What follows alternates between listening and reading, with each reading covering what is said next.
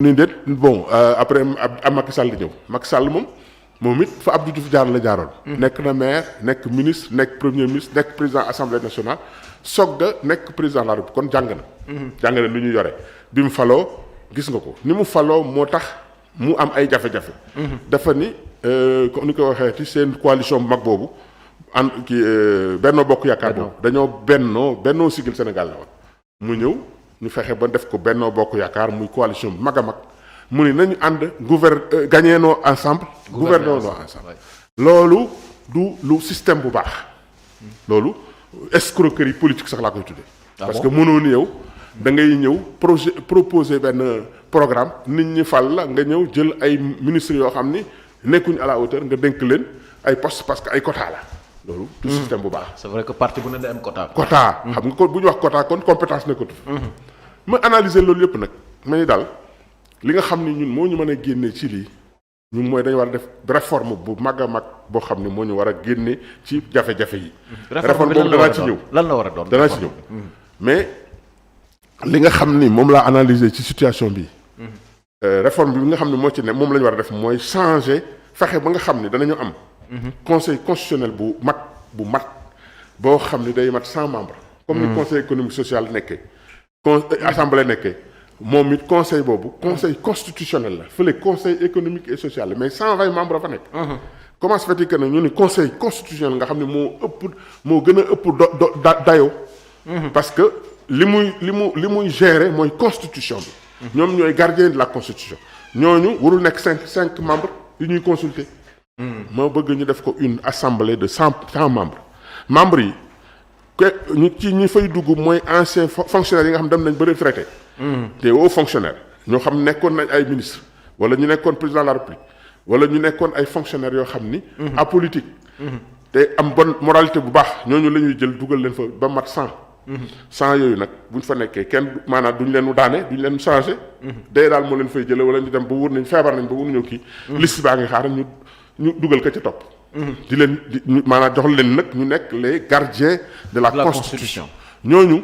ñoo war di recevoir le président. li muy wax c'est cohérent ñu bàyyi ko mu dem. su gisee ni li muy wax maîtriser wu ko ñu indi tege ko ne la indi ka toppandi gannaaw bu ko defee kooku buy demit dañ naan ko chaque année da ngay ñëw booy dem lii nga am droit sa gouvernement mën nga nooy benn gouvernement boo xam tant de membres lay doon.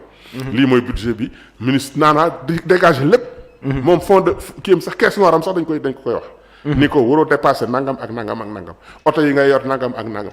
loolu lépp ñoom ñoo ko koy définiral ni ko nag chaque année da ngay ñëw def évaluation ci li nga xam ni moom nga jot a réaliser par rapport ak li mu fekkoon. ñoom ñooy gérer constitution bi mais économie bi en quelque sorte aussi ñoo koy gérer. parce que doo ñëw engagé réew mi ci yenn risques yi. sur le plan économique wala ngay jël engagé réew mi ci yenn conflit armé yi. wala donc bala ngaa jël benn décision da ngaa ñëw foofu bañ valider ko. donc ñooñu ñooy représentant wu peuple bi ñooñu nag bu ñu nekkee foofu dañ leen di jël en charge di leen fay. et puis bon li war ci yow bi dañ koy def. mais nag seen rôle mooy àtte maanaam constitution bi lañ koy garder kenn du ci changer dara bu ñu xasee def réforme bi nga xam ne moom lañ def ba pare def benn constitution bu bees. référendum bi voté ko. bu ñu ko voté ba pare constitution boobu kenn du ci laal dara. ñu vérifier ko en quelque sorte. dañ koy téye. garder ko. ñoom bu amee modification ñoom ñooy wax dana war na am modification wala warul am modification. mais président du jóge fële rek ni dafa bëgg a modifier constitution bi daal di def référendum. pour modifier constitution bi. loolu dutu amati. d'accord su ko defee loolu buñ ko defee président bi nga xam ne mooy fàllu dana liggéey bu ñëwee dana jël premier ministre bu nekk à la hauteur ñoo premier ministre boobu nekk jël gouvernement ay ministres ñoo xam ne aussi. ay ministres yoo xam ne ay ay ñu xam ne danañu man liggéey bi ñu leen di jox. amatul ay ministre politique wala nangam wala nangam. ñi nga xam ne am nañ compétence bu ko neexee ministre bu ko neexee nekk politicien bu ko neexee bañ a nekk politicien.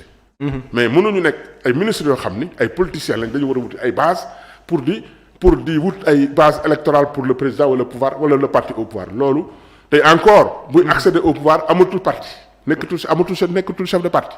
amatul droit waaye day démissionner amatul droit di woote ay meeting palais amatul droit di rassembler ay militants palais. liñ koy liggéeyloo mu ngi koy liggéey moom gouvernement am di def ay résultats. mooy tax ñu bàyyi ko fa lu ko mooy ñi nga xam ne mooy conseil boobu dañ koy destituer dañ koy woo destituer ko. teg fa teg gérer affaire bi ni ñu ko prévoir ci constitution bi. pour jox ko ki nga xam ne mu ñu ko war a jox. loolu suñ ko defoon tey réew mi dana changer ci côté politique parce que su boobaa dootoo gisati kenn ku jóg naan damay bëgg a nekk président te matéo ko. d'accord tey actuellement situation bi da ngay gis koo xam ni wóor na leen ni mënu la nekk président la mu ñëw di def. candidature. amul benn expérience musul def gérer dara. parce que constitution bi moo ko may. liberté en fait ba pare mu une certaine popularité wut ay militants ay xale yu nekk ci gannaaw ñu xëy di ko pousse ba ñu xëy votel ko mu gagné. mu gagné ba pare lañ ko jox mënu ci dara loolu pertement la. xoolal benn exemple bu gën a terre à terre rek bateau le Joola 3000 personnes la defoon xaw ma 2000 personnes. bon benn foot bu ndaw moo tax mu chaviré. ñaata nit dee ci. mais bateau bi ñu yor ni muy le Sénégal y a 17 millions d'habitants. 17 millions yooyu est-ce que war nañ ko jox commandant bu mënul commander. bu mënul naviguer. donc il faut que ñu xool bu baax loolu. te loolu nag ñu koy saytu. mooy conseil boobu nga xam ni ñooy recevoir le futur président. mooy prêter serment mooy destituer. ñooñu aussi danañ dem ba di joxe sax ay conditions. yoo xam ne dañ koy joxe pour que le candidat remplir ko. su candidat bi remplir conditions yi candidature dañ koy rejeter. parce que mënoo ni damay ñëw par exemple diriger un président une république. sans que yow nga mas ko def nga mas a nekk sax ci gouvernement. donc loolu moo tax ma ni il faut ñu taxaw seet loolu li nga xam nag réforme boobu nag nga xam ni c'est une réforme capitale. kooku benn président bu ñëw mënu koo def du ko nangu. la preuve Macky Sall bi mu ñëwee mandat wu 7 ans la amoon. muy da koy def 5 ans. waaye bi mu demee ba ci biir mënu koo def. nee nañu constitution moo ko permettre moom it mu ànd ca loola génn ca. la mu waxoon. donc loolu bu ñu ko defee bu ñu yaakaar ni kenn dina ñëw donc di wàññi ay prérogatives am dañu nax suñu bopp. man li ma gis rek mooy. c'était juste un discours politique. loolu voilà léegi man li ma gis mooy. il faut que ñu taxaw def rupture. taxaw bi nag. ni ñu koy defee mooy koo xam ni par exemple ci li ma sama proposition la lu ma xalaat. kii nga xam ni actuellement moo nekk en exercice war a jeexal en 2024 ci la mandaam di jeex moom. bon 2024 2029 transition boobu man sama xalaat ñu jox ko. mu nekk transition.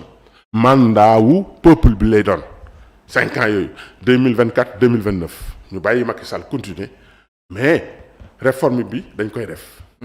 nga xam ni moom day accepter aussi que ku mel ni chef de l'opposition ku mel ni Sonko ñëw nekk ci gouvernement wala sax mu nekk ministre d'État ñëw ànd ak moom mu formé wu comme xam ni ñuy gérer pendant au moins 5 ans su ko defee prochaine élection moom day participer comme ni ko Abdoulaye doon participer mu dem ci élection 2029 yi xale la il est né en 74 il a encore le temps mën na ko bu ko defee mu bokk ci élection yooyu bu ñu ko falee mu nekk président de la République. bu ñu ko falul fal ku am expérience ni moom ni ki fiy ne ñu valider ki nga xam ni ki ñuy fal daal il faut mu nekk koo xam ni am na expérience. mais man li may bañ mooy ñu continuer ci nii di fal ba fal koo xam ni amul expérience indil ñu ay problème. d'accord loolu moo tax ma ni.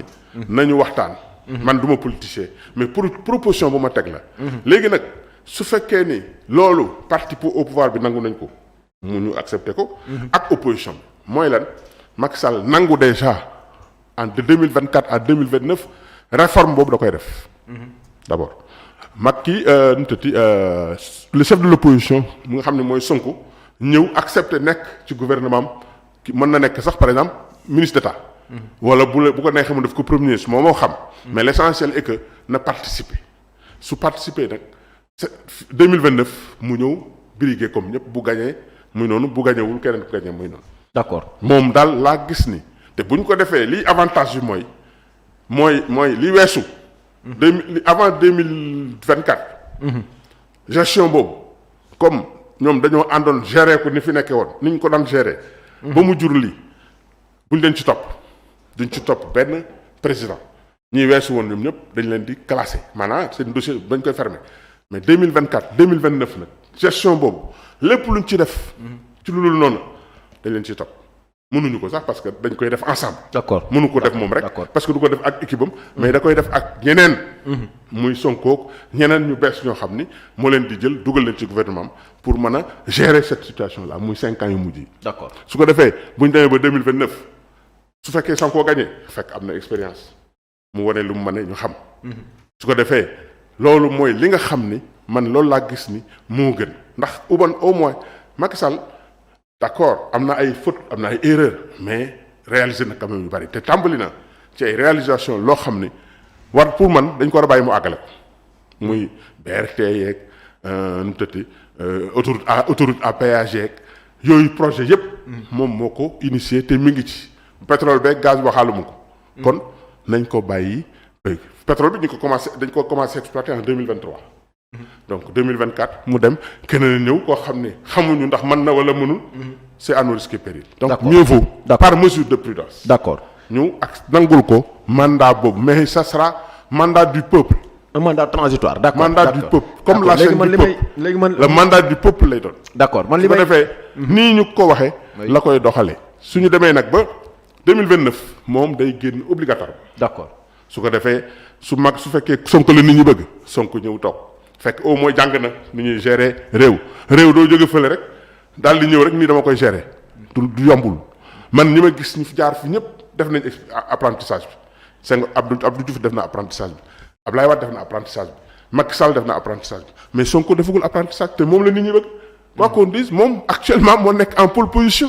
fi ñu bu ñu doon wootee présidentielle kenn du werante ni mën na ko gagner parce que moo fi nekk comme opposant ñi si des yëpp dutuñu ay opposant ñoom ñëpp ñu ngi ci parti au pouvoir. d'accord voilà d'accord je pense que réforme bi ngay proposer leer na ni ko gars yi di teewloo donc muy constituer benn assemblée wala benn conseil constitutionnel boo xamante ne dafay yaatu lool. ñu bañ ko rek yemale ci 7 personnes. comme ñi fi nekk 7 sages yi fi nekk. beneen bi aussi. ñu def un mandat transitoire 2024 2029. donc loolu ngay proposer. li nga proposer aussi bokk na ci ki nga xamante ne buñ la falee nga nekk njiitu réew nga démissionné. ci sa boppu parti. ba pare conseil constitutionnel boobu nga xam ne dafay ëpp téeméeri membre tamit ay fonctionnaire la ñuy doon. donc loolu nga proposé mais est-ce que jàpp nga ne réforme bi dina yomb parce que bu ñuy xool tey géewu politique gi wax nga ko léegi Ousmane Sonko c'est vrai que moom moo nekk ci kanam te ñoom dañu bëgg coûte que coûte 2024 Macky Sall jóge fi donc réforme la boo xamante ne tey est-ce que les acteurs politiques eux-mêmes pare nañu pour porter ko. c'est ça le problème. donc Sonko veut pousser Macky à la sortie à partir waaw et que ñu ñëw occupé et ñoom kenn ci acteur politique yi buggul dégg troisième mandat te li nga proposé mooy Macky Sall ñu bàyyi ko mu continuer ba 2029 est-ce que loolu yaakaar nga ne sénégalais yi aussi dinañ ko nangu. bu tax duñ ko xam nga man su ma ko wax parce que dama koo teg fu dëgër. Macky Sall bu bëggee ni day def fu forcing. na koy def. waaw parce que Abdoulaye Wade defoon na ko en 2012 Abdou Diouf def na forcing. oui. lan lañ ko mënal est-ce que gaañu na ci wala njabootam gaañu ci. Abdou Diouf Abdoulaye def na forcing. kenn mënu lu ko dara def na forcing. donc Macky Sall su ko neexee def forcing. parce que pouvoir yi mu yore la. mais forcing moo yore lépp moo yore police moo yore arme moo yore ku xeexee moom mu rey la jàll. oui mais est-ce que forcing bi dina gën ci réew mi aussi. waaw moom laa lay wax. ñàkk gën ci réew mi. te ma xam ni aussi moom. xam naa ni bëgg na ko parce que am na ay projets yu mu entamé yoo xam ni bëgg na ko fini terminé. gaz bi aussi ak pétrole bëgg na koo exploiter premier baril pétrole bëgg na koo génnee. inauguré ko. mais loolu nañ ko nangul moo gën nga bañ mu forcer am ay ni xale yu fi gaañu barki dem rek gis nga ñaata xale fi de. bu ñu génnee manifester ñu tirer seen kaw ñu ñooy pet. maanaam nguur kenn du xeexe moom. li tax kenn du xeex moom dañoo jël doole réew mi yépp jox mu gérer ko lu ko neex la ciy def. mën naa engagé ak réew mi ci lu ko neex mais comme nag da nga ko dénk da ngay naxanteeg moom ba jël li nga xam ne moom nga war a am jël ci moom waaye boo forcé mu forcé yaay gaañu. loolu moo tax. bëgguma ñu forcé. d'accord lii moo tax aussi ma bëgg ñu profiter. te moo gën a raisonnable moo gën a jaadu parce que Sonko mi man. xam naa ni ku jub la ku bëgg réew mi la ku mën a liggéey la mais xamagul lii. mosul la gérer mosul la nekk. ministre sax bay nekk président de la République. da nga bëgg wax ne Sonko amul expérience. amul expérience gouvernementale amu ko. donc te expérience bi dafa am solo. oto sax boo koy dawal da nga koy jàng bateau boo koy dawal da nga ko jàng xuma laa la gérer réew moo gën a métti. te ñun sax même buñ ko doon jox ci conditions yi arrangé wu ko mais arrangé wuñu ñun parce que bu ëllëgee day ñëwaat def li ñu ko fi jiitu woon defaat. mu nekk un éternel recommencement. waay je parce que buy falu. nday falu en tant que président mais bu toogee day nekk buur. parce que day am tous les pouvoirs. waaw parce que mais loolu aussi constitution. moo koy loolu nag moo tax may wax ñu réformer fondamentalement la constitution. indi constitution indi beneen constitution. loolu moo tax may la constitution moo koy régler mais du nit. d'accord Obama wax na ko fi nee na leen dañu war a am ay institutions yu fortes. mais pas ay nit ñu fort. non des hommes forts. waaw non des hommes forts donc loolu moo lay wan ni suñ constitution moo am problème. te ñun suñ constitution amul benn institution bu forte. assemblée du dara presque. boîte à kii la rek. voilà donc foofu la oui man amuñ benn pouvoir. foofu laa bëggoon dugg d'ailleurs parce que réforme bi ngay proposé nii. mais dans ce cas lan moo war a nekk taxawaayu assemblée nationale dans tout ça. dans tout ça taxawaayam. buñ ko defee ba pare. taxawaayam mooy day am indépendance. séparation de pouvoir législatif day nekk nële. exécutif nekk nële judiciaire nekk fële. kenn dutu yilif kenn. maanaam ku ne da ngay yilif sa bopp. justice ñoom ñoo yilif seen bopp. législatif mooy député yi ñoo yilif seen bopp. exécutif bi mooy président gouvernement am ñoo yilif seen bopp. véritable séparation de pouvoir. su ko defee bu gouvernement bi liggéeyul bu ñëwee à l'assemblée xam nga assemblée bi mooy contrôler exécution kii gouvernement bi. li nga xam ni moom li ñuy liggéey. ñoom ñoo koy contrôler. ñooy contrôler budget bi ñooy voter budget bi. tout à fait donc ñooñu ñooy sanctionner. parce que bu ñëwee gouvernement bi ñëw ak premier ministre ñu gis ni liggéeyul lañu war a liggéey ñu voter motion de censure. mais pas motion de censure parce que simplement da nga bëgg a daane gouvernement te mooy cohabitation bi ñu wax nii. ak rivalité bi am entre ces politiques là. bis bu ñu amee cohabitation dans l'assemblée. su gouvernement bu njëkk bu fi nekk am premier ministre bu ñëwee di def ñu koy waxeeti présentation de discours général su ñëwee jour boobu mën nañ fa woote motion de censure waaw boo léegi ngay daal beneen gouvernement mu daanewaat ko mais réew mi day bloqué loolu amuluñ benn njëriñ ñun dañu war a def noo xam ni dañuy def ba nga xam ni suñu réew du bloqué luy réew mi bloqué mooy ngay ñëw ñuy daane gouvernement que jëlaat gouvernement di daane loi bu ñëw ñu rejeté ko parce que simplement ay acteurs politiques voilà ay rivalité voilà léegi voilà assemblée constitutionnelle bi ngay proposé aussi nee nga ñi ci bokk ñëpp ay fonctionnaires la ñuy doon waaw fonctionnaires retraités waaw mais li ñu constaté jamono yi aussi mooy même dans l'administration il y a des fonctionnaires qui sont dans les partis politiques est-ce que su boobaa aussi naka lañ koy gérer ba nga xam ne daal ba nga xamante ne daal un fonctionnaire retraité apolitique man je suis un opérateur économique mais apolitique il y a des fonctionnaires apolitiques tout à fait ils ne sont pas membres d'aucun parti ils ne sont membres d'aucune association tout à fait du politique rek bokkoo sax ci benn association parce que ay lobby yëpp day am loolu nag c'est enquête de moralité bi moo koy génne d'accord enquête de moralité laa waxuma enquête boo xam ne dañ koy kii biaisé enquête véritable enquête su defee ñu teg ñi nga xam ne ñoom lañ sélectionné ñu dem même bu ñu nekkee en exercice suñu amee kenn kuñ ci reproché dara loo xam ni gisuñu koon ca enquête préliminaire ba ñu génne la dañ lay génne d'accord te ñu kon ñi nekk ci réew mi ñëpp danañu fexe bokk foofa parce que foofu bokk fa honneur lay doon day nekk honneur parce que foofu ay immortel lañ kenn du leen daane kenn mënut leen amatul élection dañ fay nekk à vie mais loolu lu ko dàq kon kuy liggéey ku ne da nga bëgg ngaa dem foofa boo fa demee doo fa bëgg a jógee parce que honneur la pour yow ak sa famille tout à fait voilà tout à fait léegi est-ce que li ngay proposer nii comme réforme jot nga ci waxtaan ak quelques acteurs politiques ak ñenn ñi nga xamante ne ay borom xam-xam lañ ñu ne ci réew mi est-ce que vraiment am nga ci assez de personnes yoo xamante ne tey mën nañ la ci gunge pour que li ngay proposer aussi mu nekk loo xam ne sénégalais yi nañu xam acteurs politiques yi nangu ko ñu nekk ci pouvoir bi comme ñu nekk ci opposition bi ak même les autres opérateurs économiques comme yow ñu mën ci dugal seen loxo pour que mu mën a nekk loo xamante ne mën na réussir mais daal man benn blocage laa ci am mooy le fait que ñuy bàyyi Macky Sall moo a continuer 2024 en 2022 loolu moom il est à peu près clair que koo ko wax du ko nangu waaw ma ne nag bañaloon nañ ko Abdou Diouf wala est-ce que dañ koo bañaloon Abdou Diouf am na wala amul bañaloon nañ ko am na wala amul mais ay caaxaan la loo xam ne mënoo ci dara da ngay nangu ne mënu ma ci dara léegi nag liñ koy proposé moom mais Abdou su Diouf fekkee ni arrangé na ko mais Abdoulaye Wade forcé woon na mais peuple bi ñoo d'accordul waaw mais forcé na bàyyi waaw forcé na combien de morts forcé na bokk waaw y a eu des morts y a 15 morts y a eu des morts est-ce que jar na ko jawru ko